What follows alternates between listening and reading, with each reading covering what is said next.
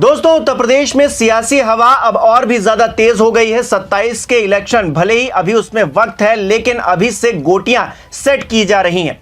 पूर्व मुख्यमंत्री अखिलेश यादव ने एक ऐसा ऐलान कर दिया है जिसने सीएम योगी आदित्यनाथ के ऑफिस तक हड़कंप मचा दिया है। आखिरकार उन्होंने क्या ऐलान किया है, इससे आधी आबादी कैसे प्रभावित होगी और पीडीए का जो फॉर्मूला है वो कैसे और ज्यादा हिट होगा, इसके बारे में इस वीडियो में बात करेंगे। नमस्कार, मेरा नाम हिमांशु मिश्रा है, आप देख रहे हैं 4PM न्यूज नेटवर्क। दोस्तों, लोकसभा चुनाव से पहले मध्य प्रदेश के विधानसभा चुनाव हुए थे। उन चुनाव को जरा याद कीजिए और उन चुनाव में भारतीय जनता पार्टी की तरफ से एक योजना पर खूब जोर दिया गया था, लाडली बहना योजना। इस योजना के तहत जो महिलाएं हैं, गरीब तबके से आती हैं, उनके अकाउंट में सीधे पैसे दिए जा रहे थे। इससे बहुत ज्यादा फायदा भारतीय जनता पार्टी को हुआ चुनाव में, और हम सब जानते हैं किस तरह से भारतीय जनता पार्टी ने मध्य प्रदेश का विधानसभा चुनाव जीता। हालांकि शिवराज सिंह चौहान, जो इस पूरी योजना के कर्ता धर्ता थे, उनको बाद में साइडलाइन कर दिया गया और मोहन यादव जी को मुख्यमंत्री बना दिया गया। इसके बाद महाराष्ट्र के विधानसभा चुनाव हुए थे।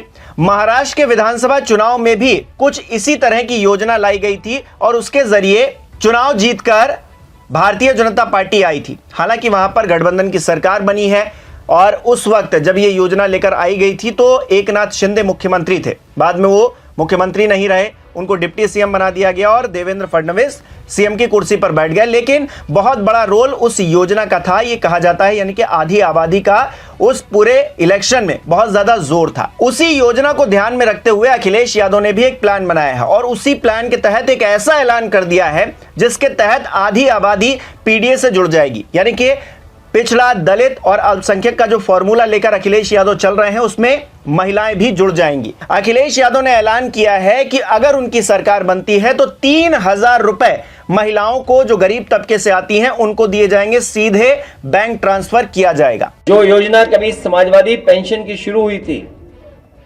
उसी योजना को दूसरे स्टेट में बीजेपी ने लागू करके या अन्य दलों ने लागू करके सरकार बना ली।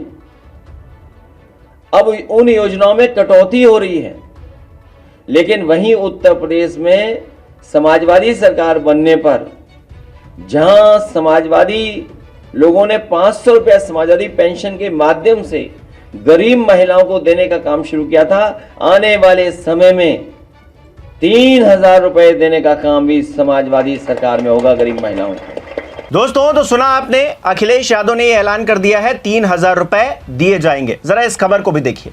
TV9 की एक खबर है, लिखा है सपा सरकार बनेगी तो गरीब महिलाओं को देंगे 3,000। अखिलेश यादव का बड़ा ऐलान। अखिलेश यादव ने ऐलान किया है कि जब प्रदेश में समाजवादी पार्टी की सरकार बनेगी तो स्त्री सम्मान समृद्धि योजना शुरू की जाएगी। इस योजना के तहत गरीब महिलाओं को हर महीने 3,000 रुपए की आर्थिक सहायता दी जाएगी। बीजेपी पर निशाना साधते हुए उन्होंने कहा कि वर्तमान सरकार में महिलाओं पर अत्याचार बढ़े हैं।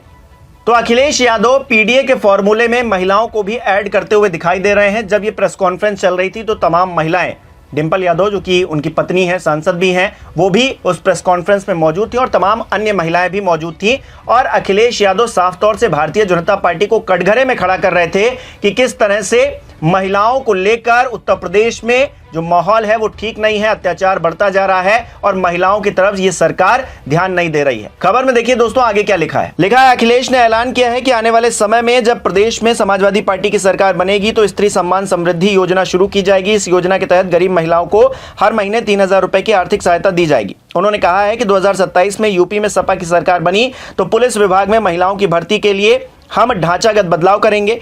कहा कि सरकार बनने पर 1090 महिला हेल्पलाइन को और मजबूत किया जाएगा।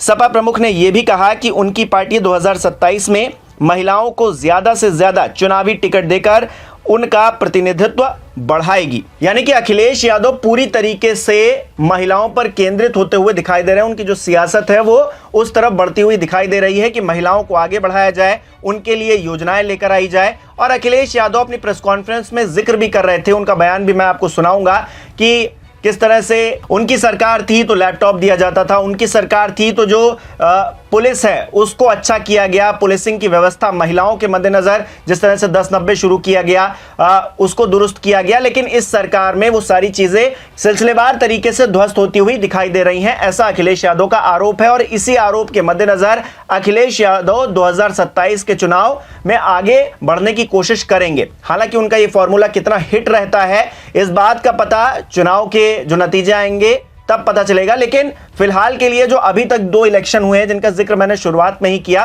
मध्य प्रदेश का और महाराष्ट्र का, दोनों ही इलेक्शंस में हमने देखा कि जो मौजूदा सीएम थे उन्होंने एक ऐलान किया महिलाओं के मद्देनजर, आधी आबादी के मद्देनजर लाडली बहना योजना मध्य प्रदेश में लेकर आई गई थी और हूबहू वैसी ही योजना सीएम एकनाथ शिंदे जो उस वक्त के तत्कालीन मुख्यमंत्री थे उन्होंने ऐलान किया था और उसके तहत महिलाओं को ये पैसे दिए जाने थे। और इसी के मद्देनजर इलेक्शन हुआ और उसके बाद हमने देखा रिजल्ट क्या है। अखिलेश यादव भी इससे प्रेरणा लेते हुए 3000 रुपए अब गरीब महिलाओं को देने की बात कर रहे हैं। इससे बहुत बड़ा बदलाव सियासी तौर पर आने की उम्मीद है। हालांकि लोकसभा चुनाव में जिस तरह के नतीजे आए हैं उससे समाजवादी पार्टी अति उत्साह में भी है और इसके मद्देनजर अगर वो महिलाओं को भी साथ लेकर चल रहे हैं, उनकी भी बात कर रहे हैं, तो इसमें सोने पर सुहागा वाली बात होती हुई दिखाई दे रही है। हालांकि दोस्तों मैंने जिक्र किया था कि सीएम योगी आदित्यनाथ का जो कार्यालय है वहां तक हड़कंप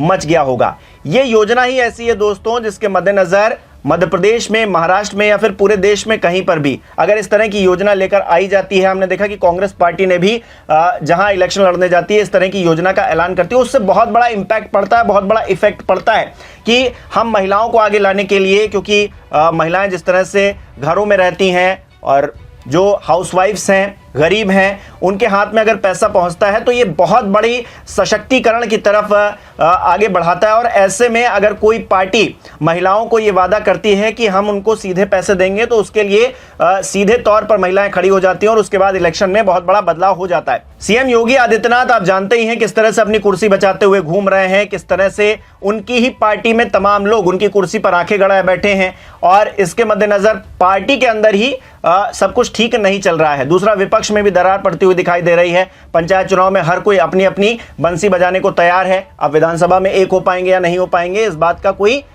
अंदाजा नहीं है। हालांकि देखते हैं विधानसभा चुनाव तक क्या हालात रहते हैं, लेकिन जो ऐलान अभी से अखिलेश यादव ने कर दिया है वो कहीं ना कहीं भारतीय जनता पार्टी को परेशान कर सकता है। लेकिन भारतीय जनता पार्टी भी शांत नहीं बैठेगी, वो भी किसी ऐसे योजना के प्लान में होगी जिससे ये जो 3000 रुपए बेनिफिट महिलाओं को दिलाने की बात अखिलेश यादव कर रहे हैं उसकी काट निकाल सके। आने वाले वक्त में पता चलेगा कि क्या भारतीय जनता पार्टी इसकी कोई काट निकाल भी पाती है या फिर नहीं निकाल पाती है। लेकिन उससे पहले अखिलेश यादव के जो आरोप हैं उनको सुन लीजिए और अखिलेश यादव के आरोपों के मद्देनजर क्या महिलाएं कन्विंस होंगी, इसका जवाब मुझे कमेंट में दीजिएगा अखिलेश यादव की बाइट सुनने के बाद। विद्याधन इन्होंने बंद कर दिया, सबसे ज्यादा बेटियों को लैपटॉप मिलता था, अब ये लोग रद्दी टैबलेट दे रहे हैं। सुरक्षा के लिए विशेष, जिसको सुप्रीम कोर्ट ने भी अप्रिशिएट किया था योजना को, अन्य प्रदेशों ने देख करके उस तरह की योजना बनाने का काम किया। 1090 कुछ दिन पहले इसकी योजना के बहुत सारे लोग तारीफ करते थे। उस योजनाओं को खत्म करने के लिए बजट और तमाम असुविधाएं पैदा की, जिसके कारण 1090 उतनी इफेक्टिव नहीं बची जितनी इफेक्टिव थी। आने वाले समय में महिलाओं की सुरक्षा के लिए हम लोग 1090 और सशक्त कर करके और मजबूत बनाने का काम करेंगे। इधर देखने को मिला है कि सबसे ज्यादा असुरक्षित माहौल महिलाओं बेटियों के लिए भारतीय जनता पार्टी की सरकार में बन गया है। आए दिन अखबारों में देखने और सुनने को मिलता है कि छोटी छोटी बेटियों के साथ, बहनों के साथ, महिलाओं के साथ अन्याय होता जा रहा है। कि उत्तर प्रदेश के जो सरकार के आंकड़े हैं, जबकि आंकड़े छिपाए हैं उसके बाद भी सबसे ज्यादा महिलाओं के ऊपर उत्पीड़न, अन्याय और उनका शोषण अगर किसी सरकार में सबसे ज्यादा हो रहा है तो वो भारतीय जनता पार्टी से, इनकी सरकार में। और इधर देखने को भी मिला है कि भारतीय जनता पार्टी से महिलाओं ने दूरियां भी करनी। जो समाजवादी सरकार में अच्छी योजनाएं चल रही थी, उन योजनाओं को तोड़ मरोड़ के अपने पॉलिटिकल लाभ के लिए दूसरे तरह से योजनाएं चला रहे हैं। इसलिए आज महिला संगठन में हम सब मिलकर के फैसला लेते हैं कि आने वाले समय में समाजवादी सरकार बनेगी, स्त्री सम्मान समृद्धि योजना लागू कर करके अपने स्त्रियां, महिलाएं और संगठन से जोड़ करके तमाम उत्तर प्रदेश की गरीब महिलाओं की मदद करने का काम समाजवादी सरकार में होगा।